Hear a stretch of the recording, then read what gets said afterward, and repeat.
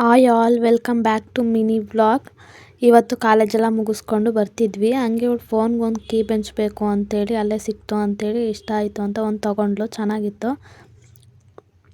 ಅದನ್ನೆಲ್ಲ ತೊಗೊಂಡು ಸಿಕ್ಕಾಪಟ್ಟೆ ಹೊಟ್ಟೆ ಹಸ್ತಿತ್ತು ಅಂತೇಳಿ ಏನಾದ್ರು ತಿನ್ನೋಣ ಅಂತೇಳಿ ಪಾನಿಪುರಿ ತಿನ್ನೋಕೆ ಹೋದ್ವಿ. ನಾವು ನಾರ್ಮಲಾಗಿ ಇಲ್ಲೇ ಬಂದು ತೊಗೊಳೋದು. ನಮ್ಮ ಕಂಪ್ಯೂಟರ್ ಕ್ಲಾಸ್ಗೂ ಕೂಡ ಹತ್ರ ಆಗುತ್ತೆ ಅಂತ ಇಲ್ಲೇ ಯಾವಾಗಲೂ ಬಂದು ತಿನ್ನೋದು. ಚೆನ್ನಾಗಿರುತ್ತೆ. ಅಂಕಲ್ ಕೂಡ ಚೆನ್ನಾಗಿ ಮಾತಾಡಿಸ್ತಾರೆ ಅಂತ ನಾವು ಯಾವಾಗಲೂ ಇಲ್ಲಿಗೆ ಬಂದು ತಿಂತೀವಿ.